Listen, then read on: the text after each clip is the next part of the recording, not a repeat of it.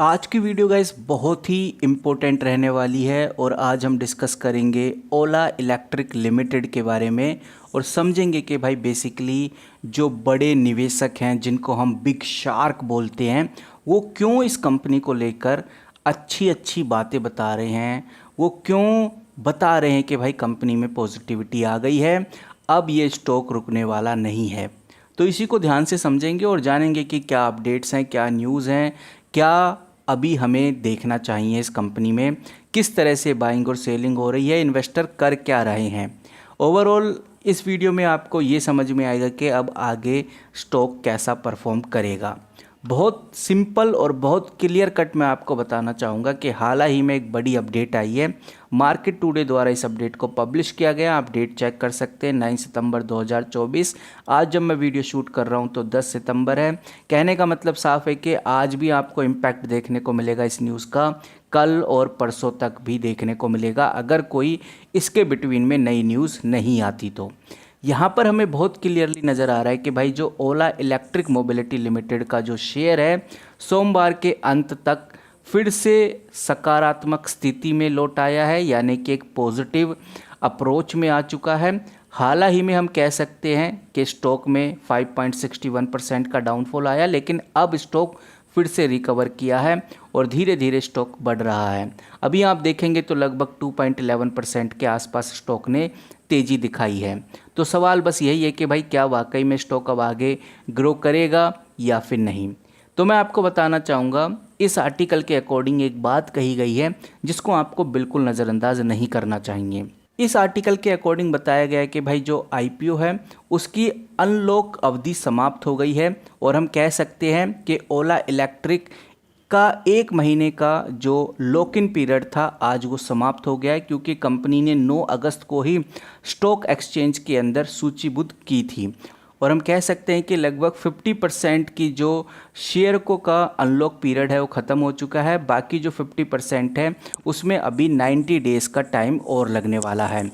लेकिन 50% का जो अनलॉक पीरियड है वो ख़त्म होने के बाद हम कह सकते हैं कि जो ओला इलेक्ट्रिक के हिस्से हैं वो लगभग 2763 करोड़ रुपए के आसपास रहने वाला है। तो कहने का मतलब बहुत सिंपल है कि भाई कंपनी में अब ग्रोथ आने की बड़ी संभावनाएं हैं और इन्हीं संभावनाओं को लेकर बड़े इन्वेस्टर्स जो बड़े विशेष सलाहकार हैं उन्होंने अलग अलग राय अपनी देना स्टार्ट कर दिया है। तो समझेंगे कि भाई सबकी अपनी अपनी राय है, तो कौन क्या कहता है उसको हम ध्यान से ऑब्जर्व करते हैं। अधिकतर जो विश्लेषक हैं उनका यही मानना है कि भाई जो भी इन्वेस्टर है, जो भी इस कंपनी में पैसा लगाने की सोच रहा है, वो अभी कुछ टाइम के लिए इस कंपनी से दूर रहे, इससे बचे और पैसा ना लगाए। शेयर बाजार के मुख्य विशेषज्ञ यानी कि कुश घोड़सारा ने खुद ये बोला है कि जो ओला इलेक्ट्रिक का स्टॉक है इसके उछाल से बचना चाहिए, क्योंकि ये एक अकाल्पनिक व्यापारियों के लिए नुकसानदायक हो सकता है। यानी कि जो कल्पना कर बैठते हैं कि भाई स्टॉक में और तेज़ी आएगी, अब तो पैसा लगा ही देना चाहिए। इसी के साथ गौरंगा साहा ने भी यही बात बोली है, जो कि जियोजीत फाइनेंशियल के एक सीनियर वाइस प्रेसिडेंट हैं। उन्होंने बोला है कि अगर आप FOMO में है यानी कि फेयर ऑफ मिसिंग आउट में है तो आपको इस कंपनी से दूर ही रहना चाहिए। ये भी हमें देखने में मिला है कि भाई स्टॉक लगभग 157 रुपीज़ तक बढ़ गया था, उसके बाद स्टॉक में गिरावट आई है और कुछ इन्वेस्टर्स का मानना है कि ये स्टॉक अभी 100 रुपये तक नीचे गिर सकता है। तो गाइज़ आपका क्या मानना है कमेंट करके ज़रूर बताइए। कुछ सेबी रजिस्टर्ड रिसर्च एनालिस्ट का भी अलग अलग बयान आया है सामने, जैसे कि AR रामचंद्रा का अगर हम बयान देखें, जो कि एक टेक्निकली दृष्टिकोण रखते हैं, टेक्निकली एनालिसिस हैं, उनका भी यही कहना है कि जो स्टॉक है ये 100 रुपये के मजबूत समर्थन के बाद अगर नीचे गिरा तो 76 रुपीज़ पे जाएगा, लेकिन अगर ये बढ़ता है तो 120 रुपये तक बढ़ सकता है। और जो प्रमुख प्राइस टारगेट है आप 120 रुपये तक रख सकते हैं। स्ट्रॉन्ग रेजिस्टेंस आपको 120 पर ही देखने को मिलेगा। तो ये चीज़ हमें इधर देखने को मिल रही है।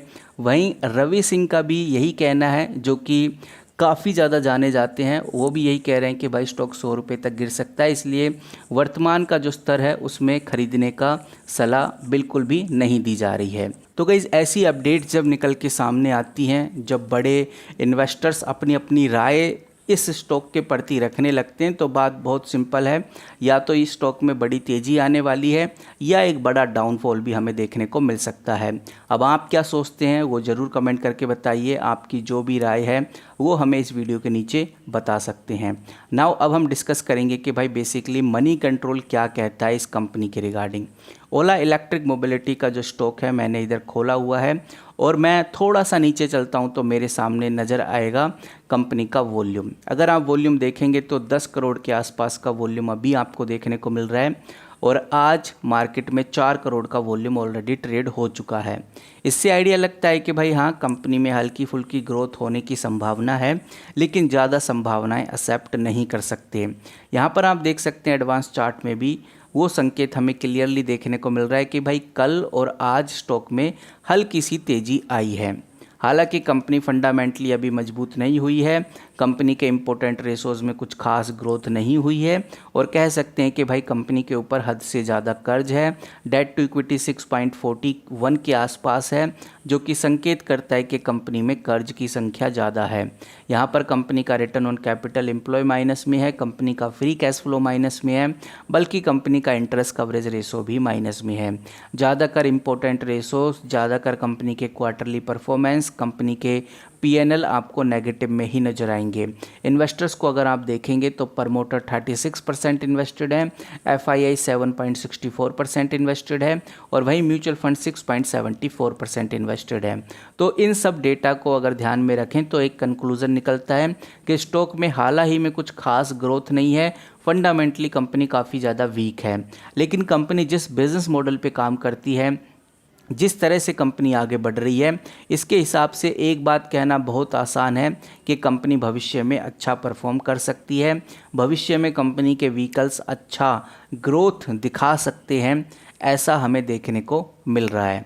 अगर कंपनी अच्छा परफॉर्म करेगी, क्योंकि कंपनी का बिजनेस मॉडल फ्यूचरिस्टिक है, तो कंपनी आगे और भी ग्रोथ करने की संभावना रखने वाली है। अब आप क्या सोचते हैं कमेंट करके ज़रूर बताइए। क्या वाकई में ओला इलेक्ट्रिक मोबिलिटी का स्टॉक हमें भविष्य में बढ़ता हुआ नज़र आएगा या फिर नहीं?